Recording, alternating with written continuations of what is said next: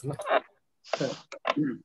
afternoon, everyone. I welcome Karnakar sir. He's working as assistant professor of chemistry in SRR GDC. He's also a wonderful research person. I think more than 20 years of teaching experience. He's also part of our CP GET online free coaching program, which is also a very, very fundamental one.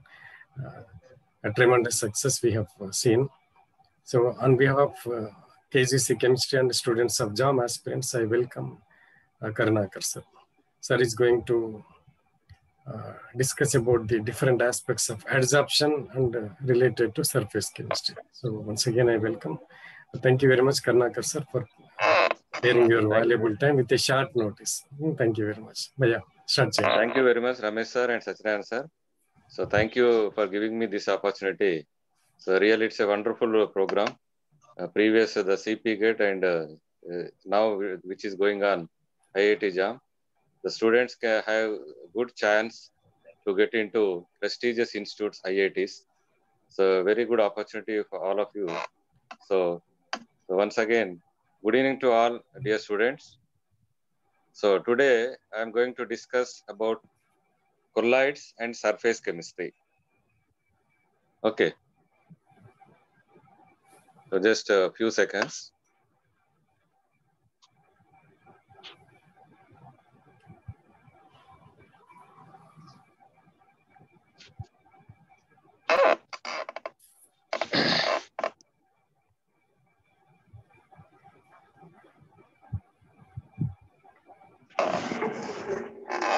Now, this is an important aspect in chemistry, particularly the catalysis.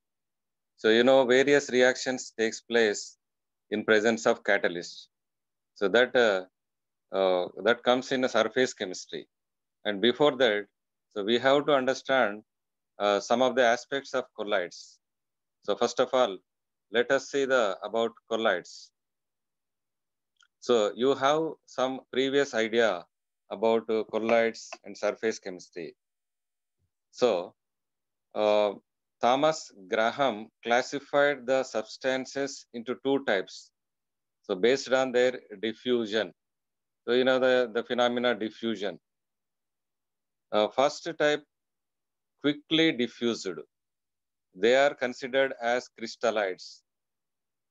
And the second type, substances diffused slowly. So they are considered as colloid. But it is not true particular substance behaves as crystalloid as well as colloids. So for example, sodium chloride in water behaves as crystalloid, but in benzene it behaves as colloid. The copper, silver, lead metals in water behaves as colloids.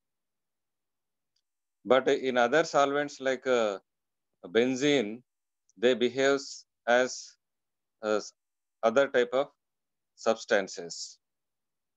Now the colloids we can understand based on their size. Now if you observe the size of colloids, so 10 to 1000 angstrom units. And the colloids are heterogeneous in nature. It consists two phases, that is dispersed phase and dispersion medium. Now similar to in true solutions, we have solute and solvent. The solute which is in the small quantity, which disperses in other medium, that is that large quantity, the substance which is present in large quantity is known as solvent. In a similar way, we can have the colloids. We can classify. We can say that the colloids has two phases. So, for example, sodium chloride in benzene, it behaves as colloid. The dispersed phase is sodium chloride, and dispersion medium is benzene.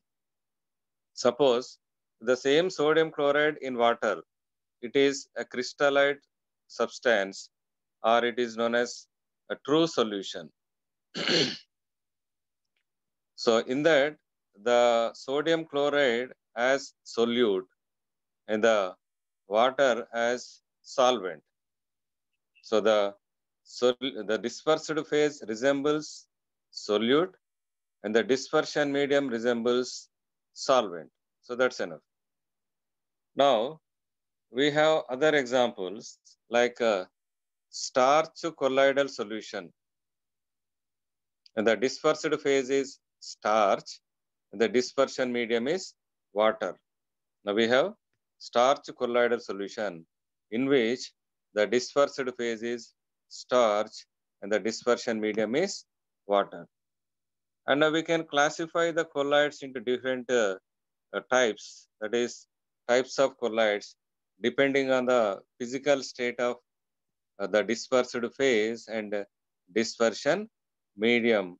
And we have examples for that different types of colloids. Now, finally, we can say the colloids depending on their size.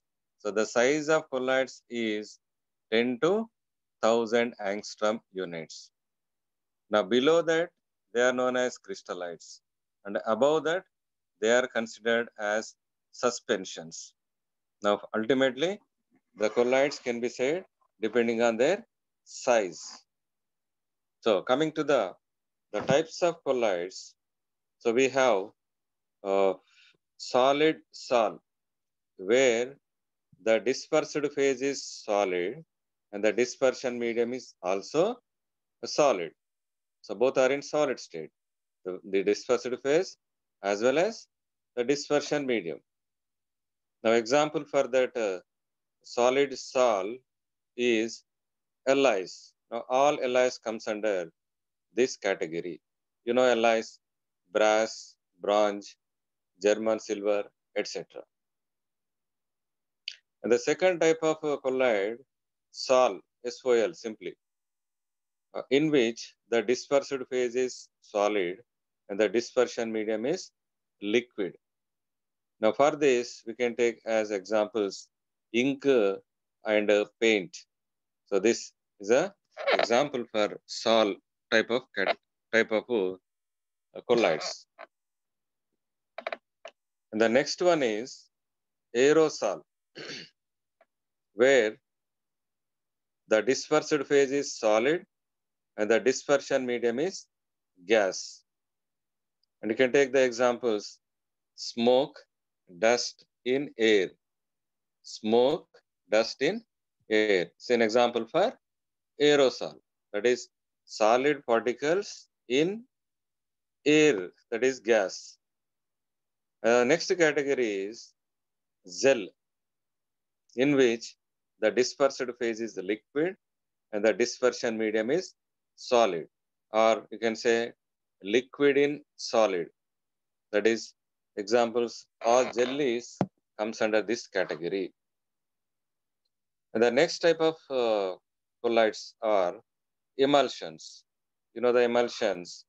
The milk is a best example for emulsion, where we have both are in liquid state, the dispersed phase as well as the dispersion medium, both are liquids. So up to here, so we have understood what are colloids and what will be present in the colloids. Simply, colloids have a size between 10 to 1000 angstrom units. In the colloids has it consists two phases, that is dispersed phase and dispersion medium. And broadly, we can classify the colloids into different types depending on their the physical states of dispersed phase and dispersion medium. So these are types of colloids. Remember these points.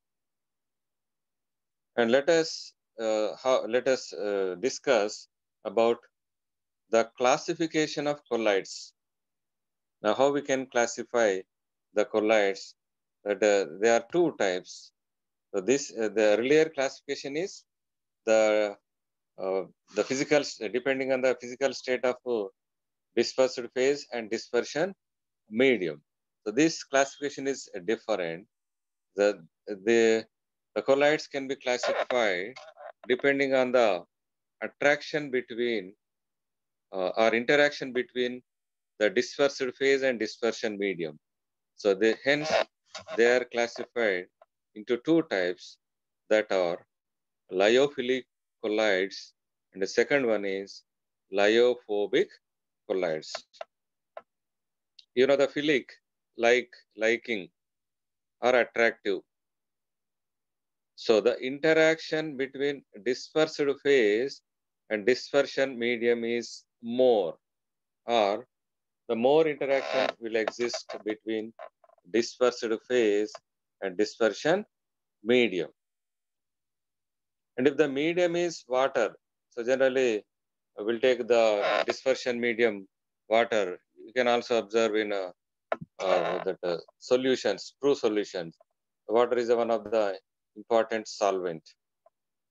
In a similar way, in colloids, if the dispersion medium is water, and if between the water and the dispersed phase, the interaction is more, then that particular colloids are considered as hydrophilic colloids.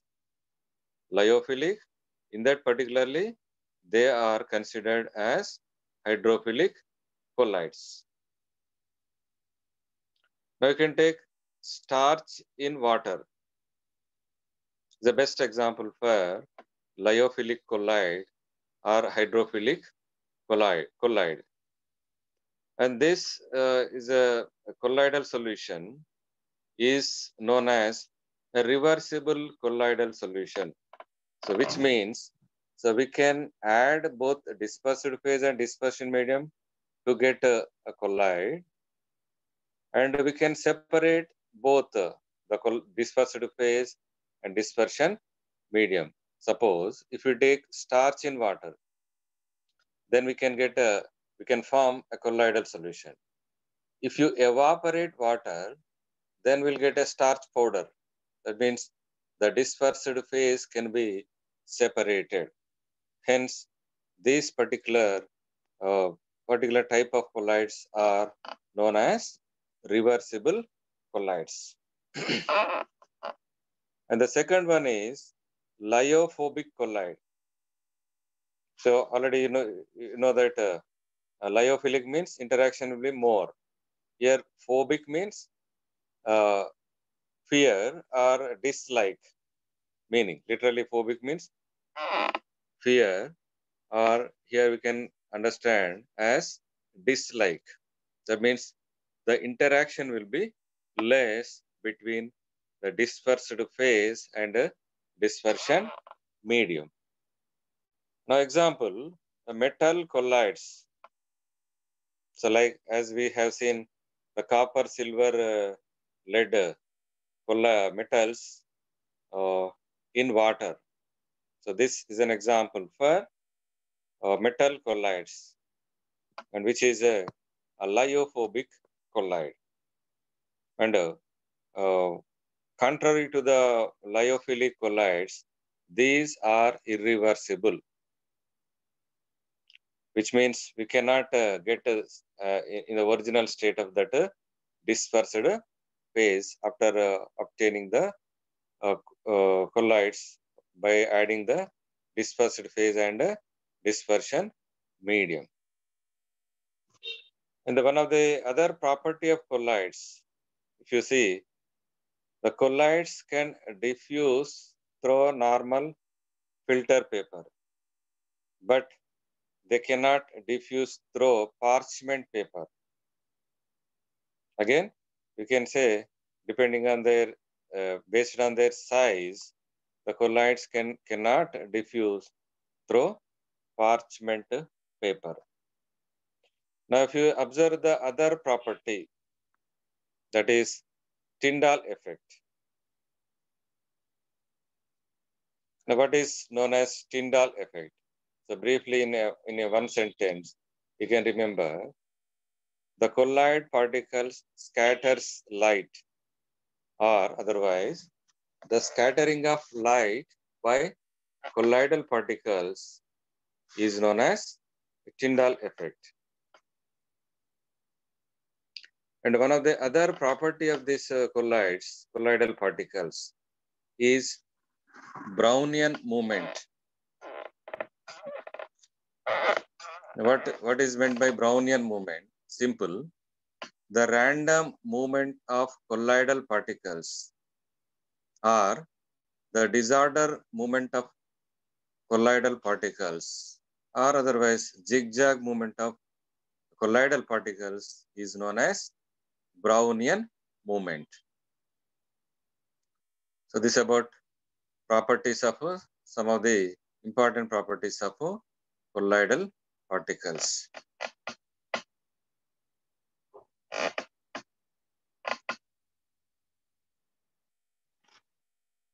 Now, generally we have this the sols.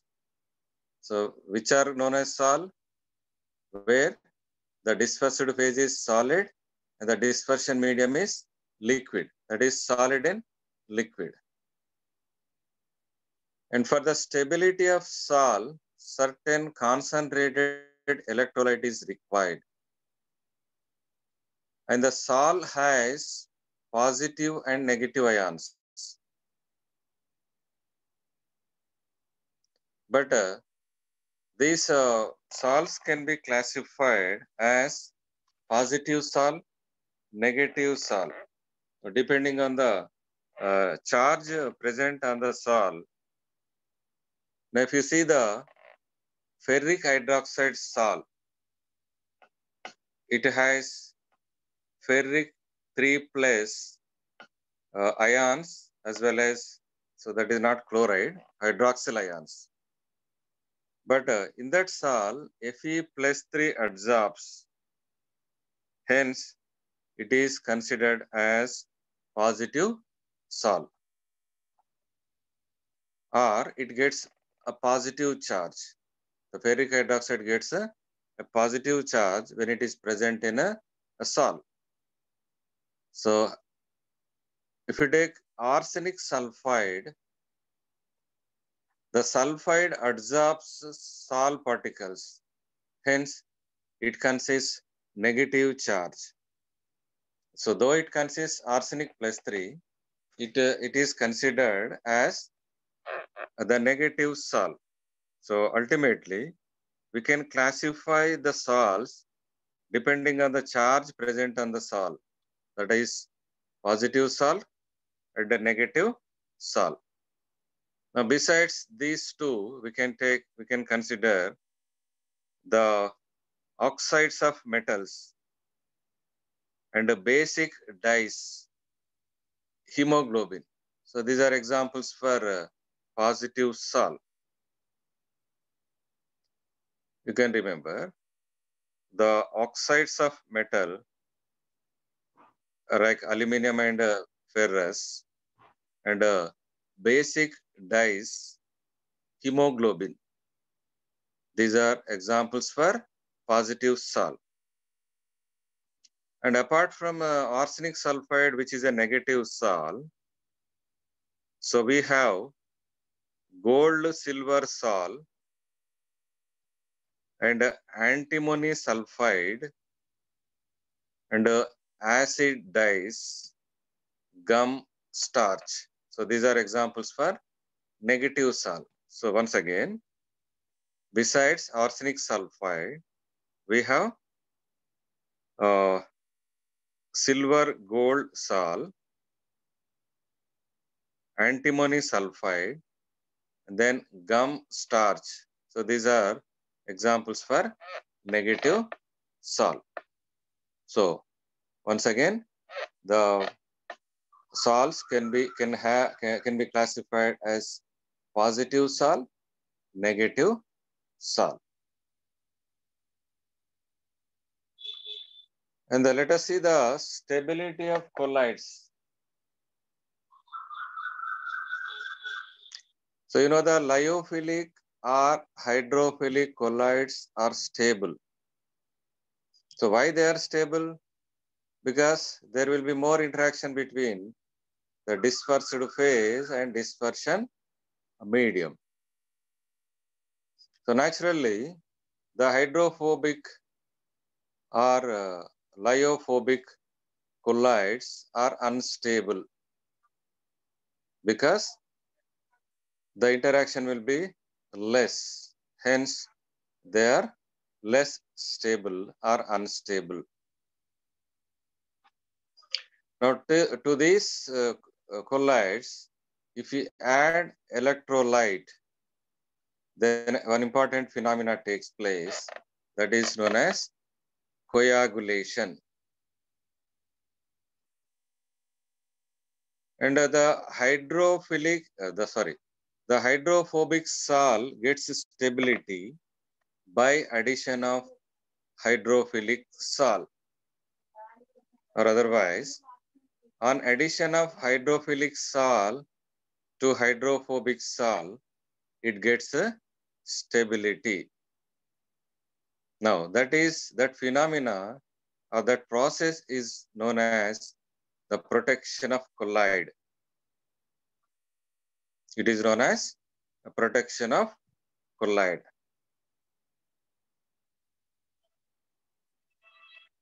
The strength of hydrophilic sol is measured in gold number. So one of the important aspect in colloids, that is gold number. So let us see what is meant by gold number. So if you see the statement,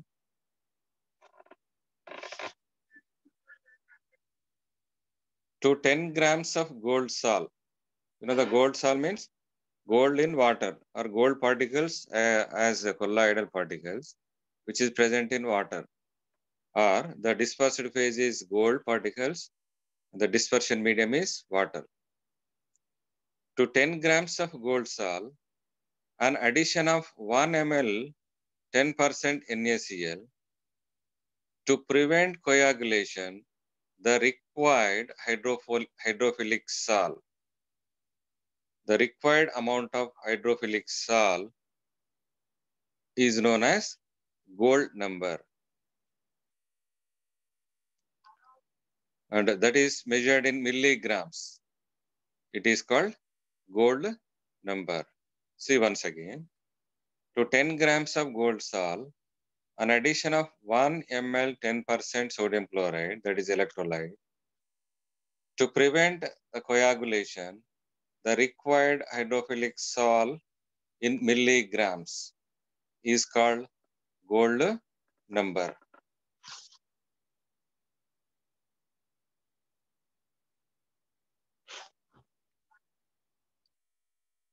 So another important point is the less gold number, more its strength.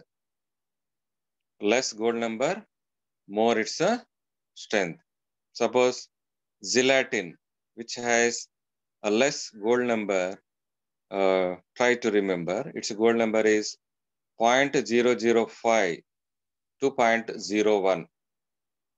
Hence, it has more strength or effective sol. And the gum arabic, which is this sol has 0.15 to 0.25 gold number. Hence, compared to gelatin, it has less strength. Simply remember, the less gold number, more its strength. Now you can expect a question like, which of the following has more strength? So in that, you should say that the lyophilic or hydrophilic sol, which has less gold number, that has more strength.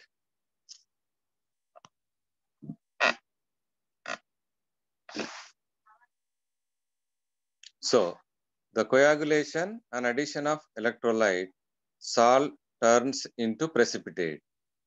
The formation of precipitate is nothing but coagulation.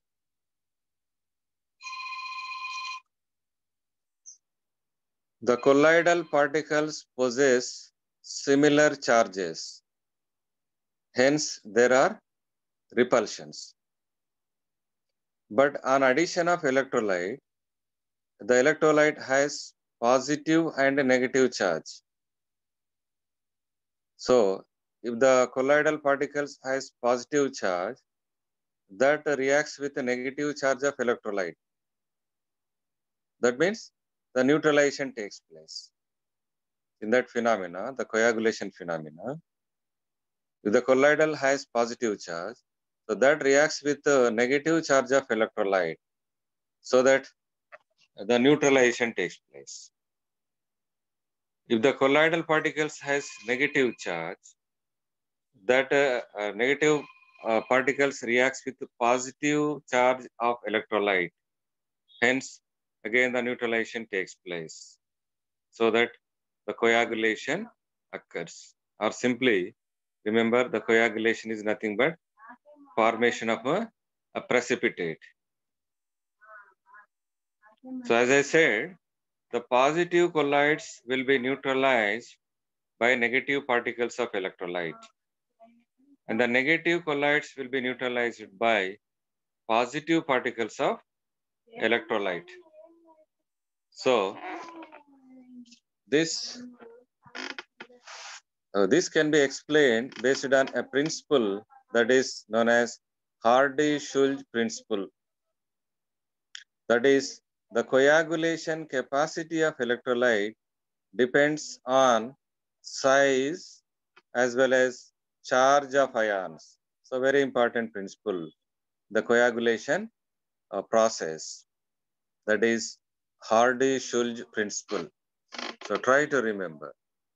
The coagulation capacity of electrolyte depends on the size and charge of ions.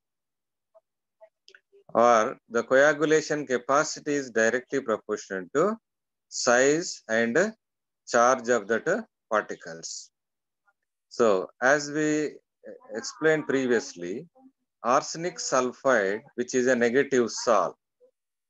Now for this salt to take the to formation of a precipitate or for coagulation, the required ions are positive ions.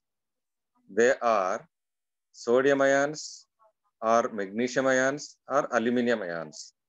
So we can take the electrolyte which having sodium ions or magnesium ions or aluminum ions. Now, according to Hardy-Schulze principle, when we see these ions, in this, the aluminum has more strength than magnesium, than sodium. So because of the charges +3, +2, +1 respectively for these ions. Now if we take ferric hydroxide, which is a positive salt, and for coagulation, it requires a negative ions. Now you can take the negative ions electrolytes which consisting negative ions like potassium ferrocyanide, K4Fe taken 6, in which the ferrocyanide ion or phosphate, sulfate, chloride. In all these ions, negative ions, the ferrocyanide ion has more strength for coagulating the positive salt ferric hydroxide. So remember this principle, Hardy-Schulze principle. We can expect questions from this area or from this topic, that is Hardy-Schulze principle.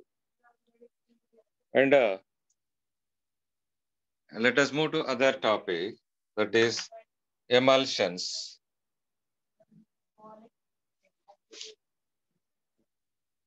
Already we discussed in the types of colloids, different types of colloids.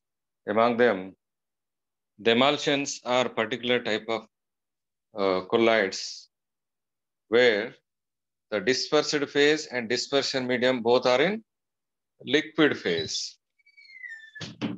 And the best example, the natural example is milk. is an emulsion. And again, the emulsions are two types. So already you know something about this. Emulsions can be classified into two types, that are oil in water.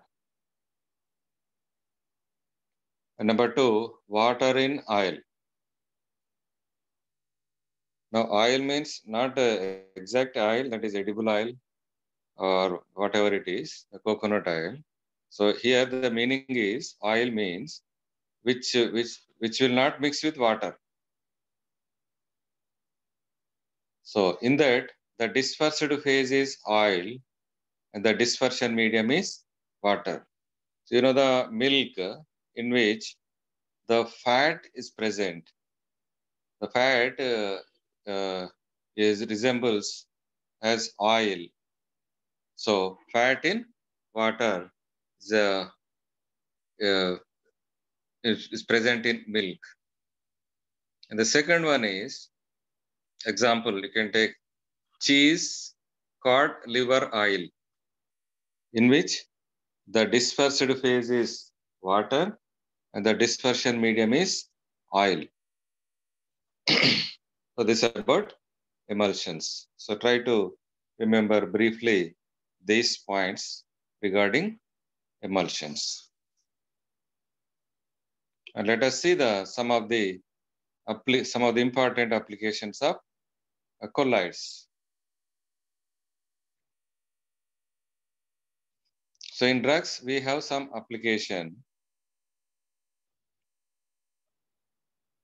So due to small size of colloids, these are absorbed by body. Hence, they are used in drugs. The colloidal size substances are used in drugs. The cod liver oil, which is used in tonic. The cod liver oil is one of the colloidal solution. And you can take milk of magnesia, which is an emulsion. Milk of magnesia. And for purification of water,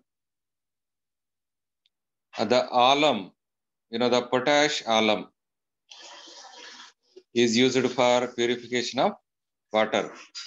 Potassium sulfate, aluminum sulfate, 24H2O is known as potash alum, where it has Al plus 3 ions. So due to Al plus 3, that is aluminum ions, the coagulation takes place. That's the second application. And third one is that in tanning, that is in what do you call? In leather industry, the tanning process is done. In that, the colloidal particles involves. The proteins are positive colloids on skin. And due to addition of the negative particles tannin, the coagulation takes place. That is, precipitation takes place of that skin of that whatever the animals we take in the leather industry. That process is known as tanning. So that is the mechanism. The proteins are positive colloids, and when we add the negative particles tannin, then coagulation takes place. The blood is a colloidal solution which has a negative charge. And to prevent bleeding, when a wound occurs, the alum is used where it has Al3 plus ions so that the coagulation of blood takes place.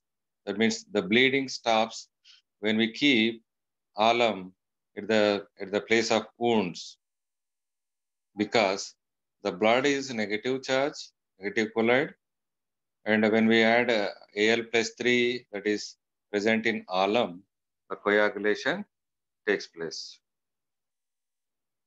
And you know the artificial rains, the oppositely charged dust and sand are sprayed on cloud so that the colloidal water coagulates as large water molecules. That means the precipitation of clouds takes place when we add the oppositely charged dust and sand on the clouds. So this is a artificial rain. So try to remember some of the applications of colloids.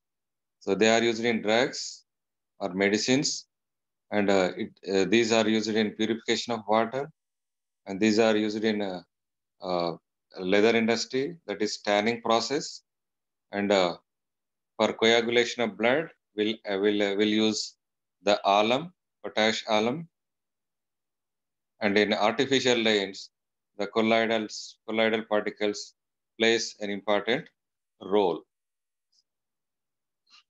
So let us move to the other concept, other aspect, or other topic, that is adsorption. So not absorption. Adsorption is one of the important phenomena in chemical reactions or in industrial processes. So let us understand what is meant by adsorption and what are the different topics present in this adsorption. So that we can consider, we can read under the surface chemistry. So once again, absorption is different, adsorption is different. Or we can understand absorption is a bulk phenomena, whereas adsorption is a surface phenomena. So the concentration of one substance over other substance superficially or on surface only, it is known as adsorption. Simply in one sentence, you can remember concentration of one substance over other substance is known as adsorption.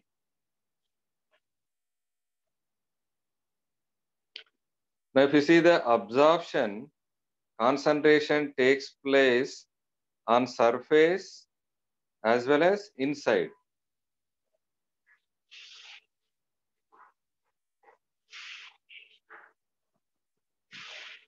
So, absorption is a bulk phenomena. Adsorption is surface phenomena.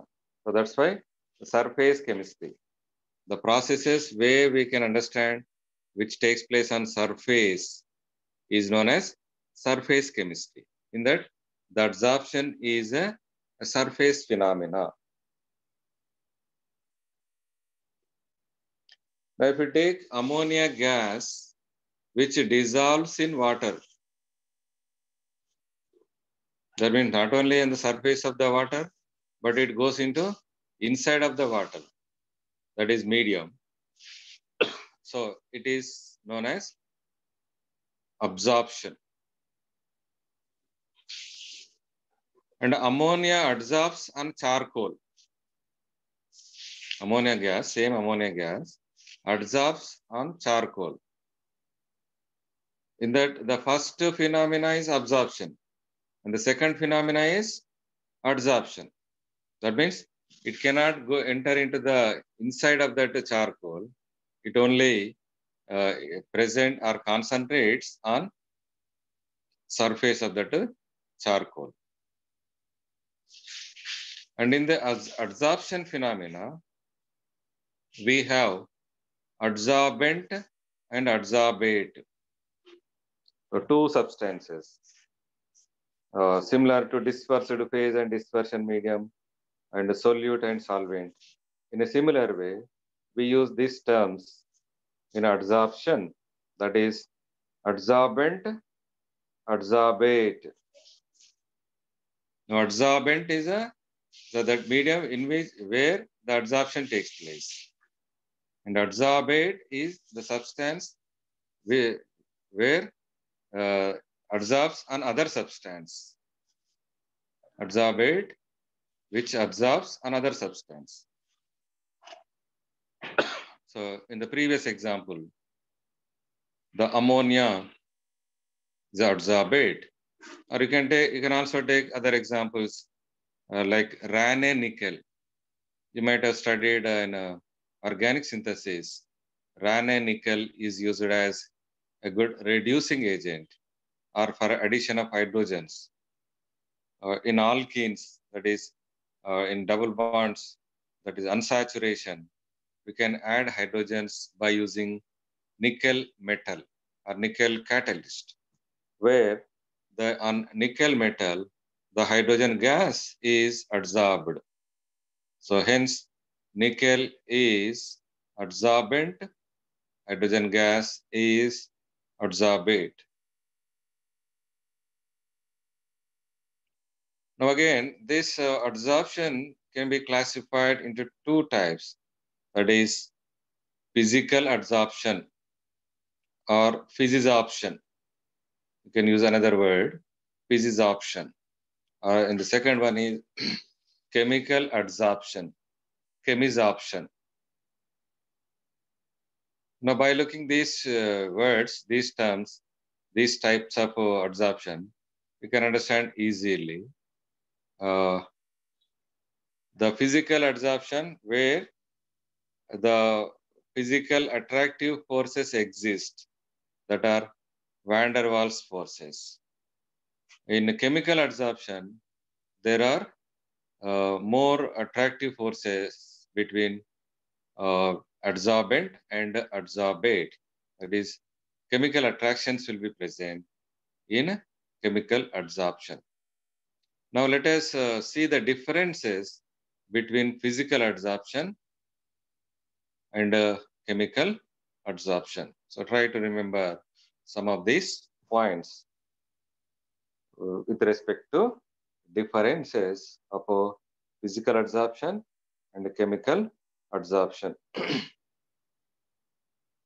And you know, in both the adsorption, physical adsorption as well as chemical adsorption, both are exothermic. That means adsorption is exothermic process, which means some energy will release in a adsorption when adsorption takes place.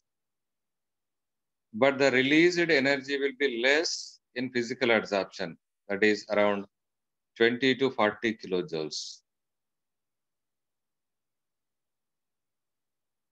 And there are van der Waals forces of attraction between adsorbent and adsorbate. And this adsorption is a reversible process. So that means we can get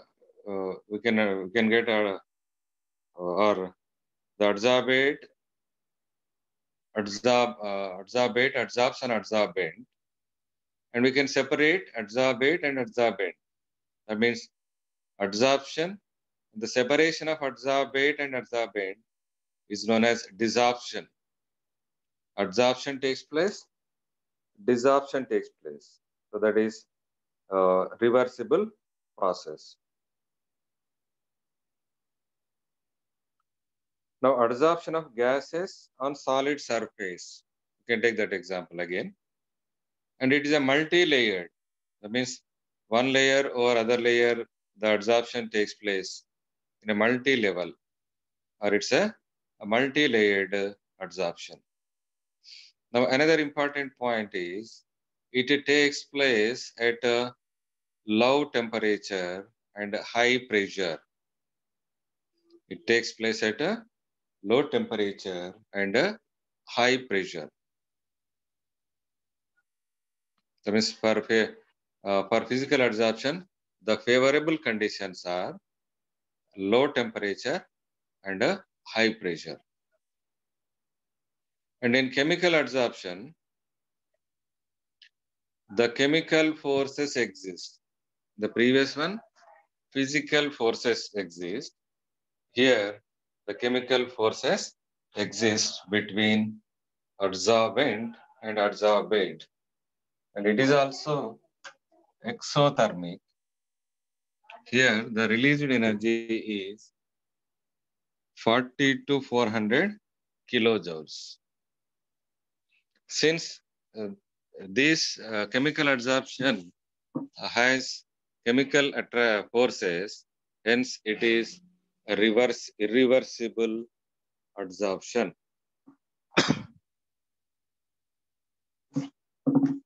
Now you can take example, absorption of hydrogen, oxygen, carbon monoxide on metals. It's a chemical absorption. Now, other important point is it takes place at high temperature and pressure has no effect.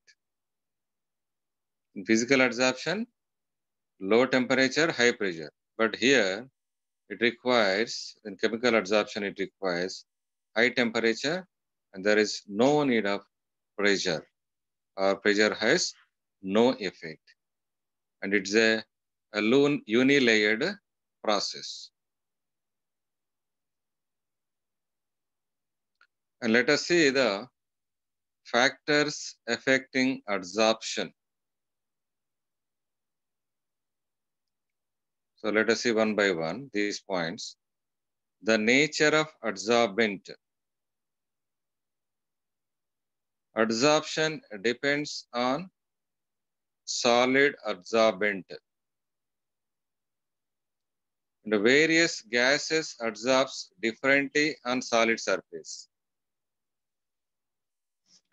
Adsorption increases with surface area.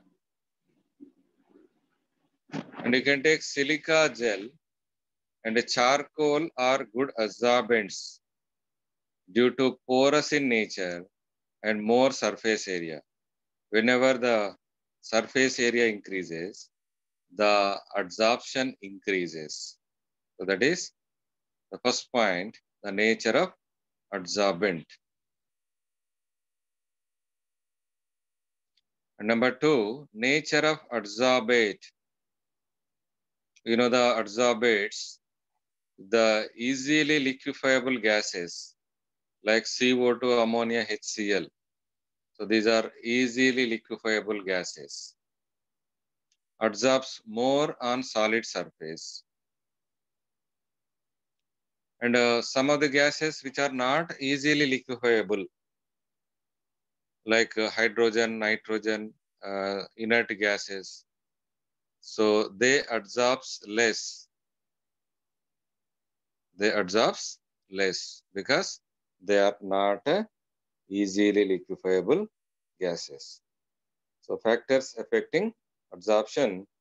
The first point is nature of adsorbent, naturally. And the second point is nature of adsorbate. And the third one is effect of temperature. So the adsorption is an exothermic process, which means the energy releases when adsorption takes place. You know, according to Le-Chatelier's principle, so you might have studied in equilibrium processes. The Le-Chatelier's principle is an important principle in reversible processes, which are which having equilibrium stage. When the temperature is increased, the equilibrium shifts towards left side. That means the opposite to that change. So hence, at low temperature, adsorption is more. Normally, when we speak according to Le-Chatelier's principle, since the adsorption is an exothermic process, so the low temperatures are favorable for effective adsorption. The effect of pressure. Now at constant temperature, adsorption increases on increasing pressure. At constant temperature, adsorption increases on increasing pressure. At a low pressure, adsorption is less. On increasing pressure, adsorption increases. After that, it remains constant. So if you observe this graph at different temperatures, so these are known as adsorption isotherms. At 0 degrees Celsius, at a minus 29 degrees Celsius, and at minus 78 degrees Celsius. So the mass of adsorbed gases on y-axis, pressure on x-axis. So on increasing pressure, the adsorbed gas, absorption of adsorbed gas increases. But after certain pressure, the adsorption remains constant. So further on increasing pressure, the adsorption will not take place. So that means it gets a saturation for adsorption. And we have one of the important principle about adsorption isotherm, which was given by Freundlich. That is Freundlich adsorption isotherm. And you can take mathematically, you can understand as x by m equal to k into p to the power of 1 by n. So where x is the mass of adsorbate and m is the mass of adsorbent, or the mass of adsorbate and adsorbent depends on pressure or directly proportional to pressure. Here the k and n are constants. And at a low pressure, x by m is directly proportional to pressure. And at high pressures, x by m is independent of pressure. So that's why it is constant. X by m equal to k, which is a constant. So only we can consider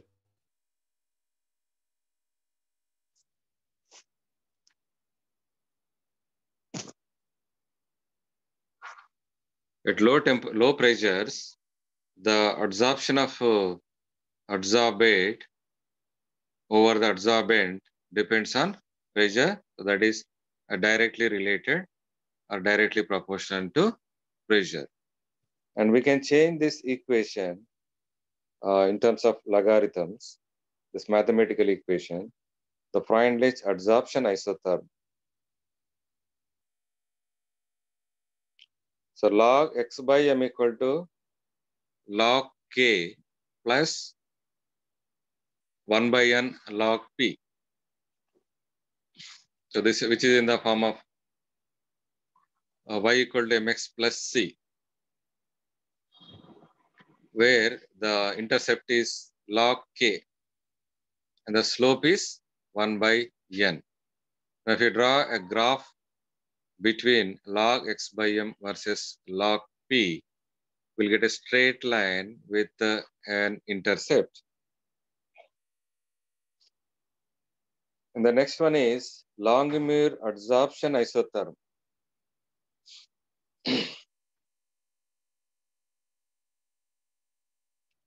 So this also gives a relation between adsorbed amount and pressure.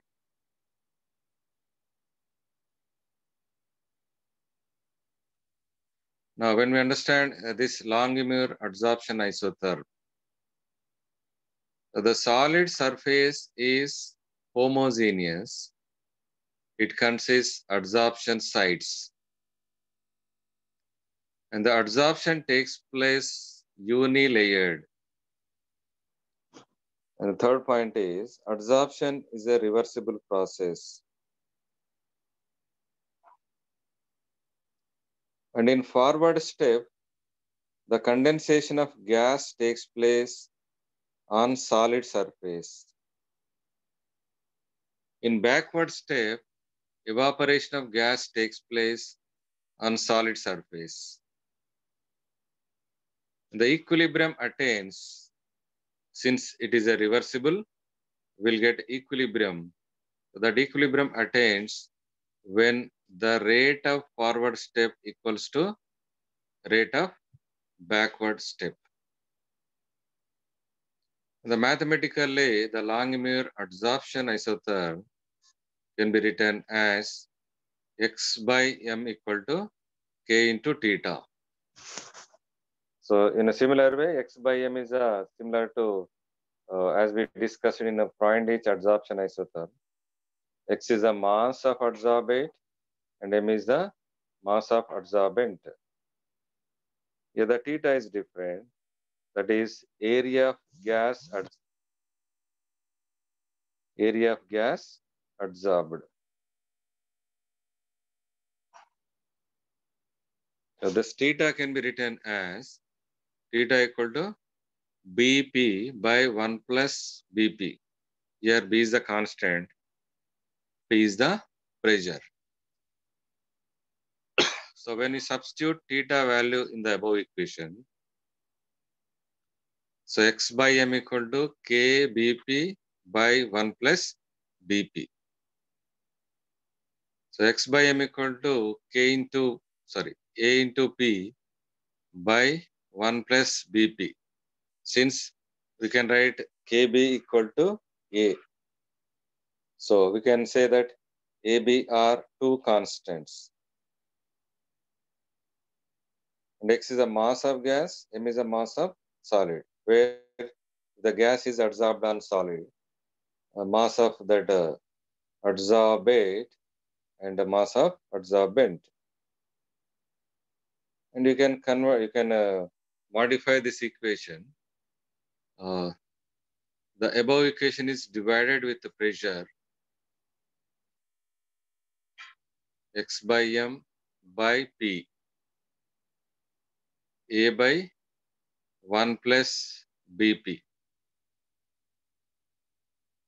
And further, if you reciprocate this equation, the reciprocal of that previous equation, you can write as P by x by m equal to 1 plus Bp by A, or P by x by m equal to 1 by A plus B by AP. Because you can draw a graph between the P by x by m value and pressure. Remember, here the P is a pressure, x by m is the amount of adsorbed mass of the or amount of adsorbed substance, x by m, and the intercept is 1 by A. And here we can observe some important aspects at different pressures. That is, at low pressure,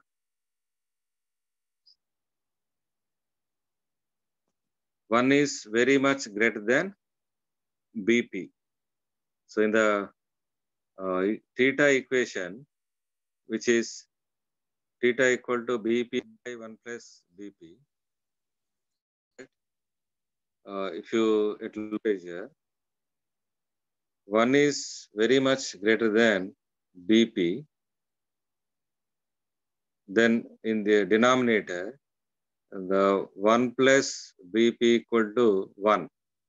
So we can write the theta value as Bp. So x by m proportional to theta, or we can write x by m proportional to P. Here, this value at low pressure, x by m proportional to pressure. And if you see that at high pressures, Bp is very much greater than 1. We cannot neglect the Bp term in denominator. So x by m equal to AP by 1 plus Bp, or 1 plus Bp equal to Bp. So I can write x by m equal to AP by Bp. So you can cancel the pressure term. So X by M equal to A by B, sorry. So X by M is independent of pressure, or you can write X by M proportional to P to the power of 0. Something power 0 is 1. Hence, at high pressure, X by M is independent of pressure. And at moderate pressures, X by M is proportional to P to the power of N, where the N value is from 0 to 1. So this is about Langmuir adsorption isotherm. Freundlich adsorption isotherm, Langmuir adsorption isotherm. And let us see some of the applications of adsorption. Now, this phenomena is used to create vacuum. You know, in a Dewar flask, which is used for separation of inert gases, that is zero group elements. The coal adsorbs gases so that it creates a vacuum. And in paint industry, the spirit is used as wetting agent. You know, the spirit, that is a rectified spirit, that is ethyl alcohol. The more concentrated ethyl alcohol is known as spirit, rectified spirit, which is used as wetting agent. In that, the solid, liquid, gas layers are removed by adsorbents. And the third application is softening of hard water. In softening of hard water, the zeolite is used. This adsorbs the ions present in hard water, that are calcium 2+, magnesium 2+, and it gives sodium ions, so which is not that much of hard compared to sodium and magnesium and calcium. Sodium is a softness. It has softness. The hard water which consists calcium and magnesium ions. So zeolite is used in softening of hard water. It absorbs calcium and magnesium ions. And the removal of colored impurities. So this also one of the important industrial application. So various colors are removed by using the adsorption phenomena. In the manufacture of sugar and vinegar, colored impurities are removed by charcoal. The manufacture of sugar and vinegar, the colored impurities are removed by charcoal, which means the impurities adsorbs on charcoal, so that we'll get a clear substance, means without colors, without that impurities. And another important application, industrial application, is the catalysis.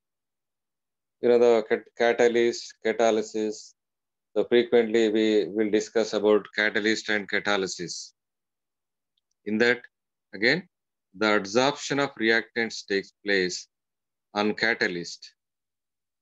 Adsorption of reactants takes place on catalyst. Hence, it gives products. So this is about some of the important applications of adsorption. So till now, so we have discussed about colloids, colloidal particles. So the size of colloids are 10 to 1000 angstrom units, and there are different types of colloids. that is classification of colloids depending on the size, depending on the physical state of depending on the physical state of what do you call two phases, dispersed phase and dispersed medium. And we can classify into lyophilic sal, lyophobic sal. And the next point is the colloids has charges so that the coagulation or the precipitation takes place. And in surface chemistry, we'll discuss about adsorption phenomena and the types of adsorption, physical adsorption, chemical adsorption, etc.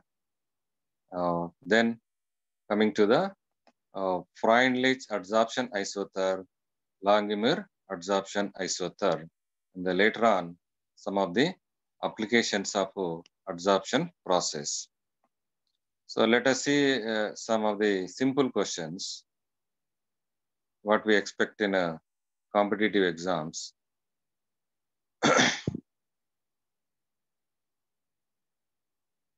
The number of phases present in colloidal solution is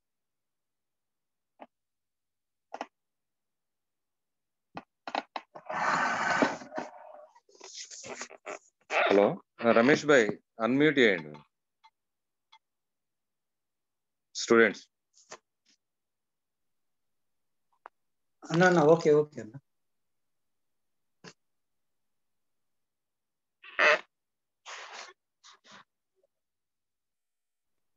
No, only 1 minute. Any one of you.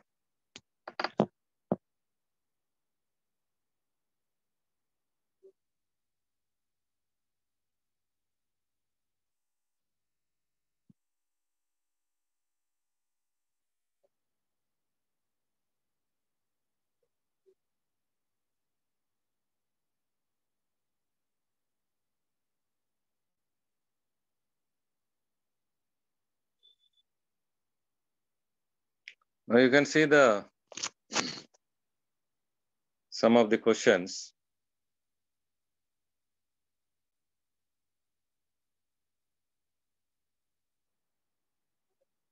So the number of phases present in colloidal solution. Naturally, there are two phases.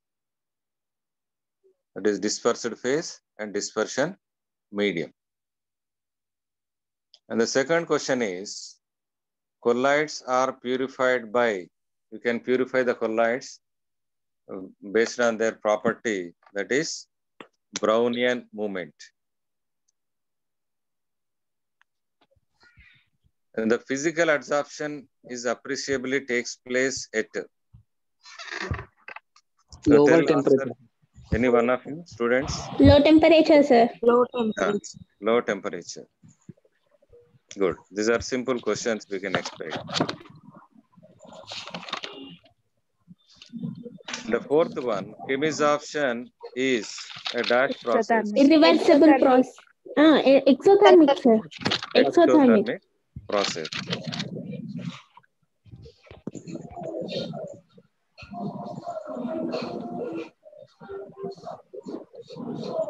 The next one, when a strong beam of light is passed through a colloidal solution, so the light will be scattered. Then what it is called? That scattering of light? Tyndall effect. Tyndall effect. Good. And for the precipitation of negatively charged arsenic sulfide, so which of the following ion is more effective? Al+3, sir. Aluminum 3+ ion. Yes, sir. In terms of amount of substance adsorbed per gram of the adsorbent X/m and pressure P of the gas, the Freundlich adsorption isotherm is represented as D, sir. X/m is equals to K/P whole power n. C, sir. C. ఇక్కడ కనబడతలేదు. by m equal to 1 minute, sir. X by m Yes, is sir. equal C. x by m equal to k into p to the power of Yes, sir. C. 1 by n. to C. C. So these are some questions which we can expect this type of questions in this topic. Very small topic, so you can easily answer this type of questions. And you can also expect in questions in bold number. Sir, I have one doubt. Can I ask? Okay, you can ask. Sir, in physical adsorption, you said at a time adsorption and desorption takes place. Once again, explain that small two things, sir. Adsorption and desorption. No. Adsorption is a phenomena where adsorbate adsorbs on adsorbent. Yes, అంటే ఇక్కడ sir. మనకు adsorbent మీద concentrate అవుతుంది. So Yes, దాని sir. ఏమంటాం adsorption. It is in Desorption. physical listen in Okay, physical adsorption, the concentration of adsorbate and adsorbent has physical attractive force, so that we can separate the adsorbate and adsorbent. So the reverse of that adsorption is known as desorption. Okay, sir. So hence it is a reversible process అంటాం. ఇక్కడ మన chemical adsorption ఏమవుతుందమ్మా? Chemical Chemical forces attraction act అయితే. Chemical attractions, chemical forces. Adsorption ఉంటుంది, డిజార్ప్షన్ ఉండదు. That's why it is a irreversible process. Yes, sir. Okay. Thank you, sir. Welcome. So read conceptually all these points. So these are all available in textbook. Sir, the PPT share చేస్తారా sir? Share చేస్తాను. Okay, sir. So these synopsis points you can read in free time, so that you can answer the questions in exam. And very small topic, and very easily you can answer these the questions which comes from this area, from this topic, that is colloids and surface chemistry. So generally, so you have to read all topics, so all points in all chapters, so that since the IIT exam is a nationwide exam, so competition will be there all over the nation, all over India. Hence, so you should not leave any small topic, or you should not give any scope for lenience. Okay. So any other doubts? No, sir. Only that doubt. Okay. So when we are giving the topic in advance, you can come with the questions also, in fact. Okay, now that's nice. So you briefly go through the textbook or any reference book or any material, so that now itself the learning completes 50%, isn't it? అంటే మళ్ళీ మనం separate చదవకుండా. Sir. Are you there? Okay. Conclude. Okay. Will you please conclude, sir? Okay. Good evening, one and all. Dr. B. Ramesh, sir, our head department of chemistry, and today's resource person, Dr. Chandra Karnakar, sir, who spoke about colloids and adsorption, and also at the end he is brief in what he said, and also he discussed the important questions in this topic. Are elevated in this topic, and they have confident to do the answers in this particular topic. So I thankful to you, Karnakar sir, on behalf of the Department of Chemistry, on behalf of the students, for your service. Not only today, John, you are the one of the team out.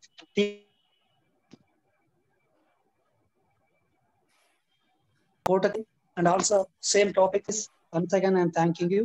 Once again, thank you, sir. Sir, okay, sir. So thank you, sir. Thank you very much. Okay. Thank you, Ramesh sir and Satyanarayana sir. So thank you very much, sir. Great opportunity. Okay, sir. Best of luck to students. So tomorrow you may have from 5 to 7 theater, you will have 2 classes tomorrow. So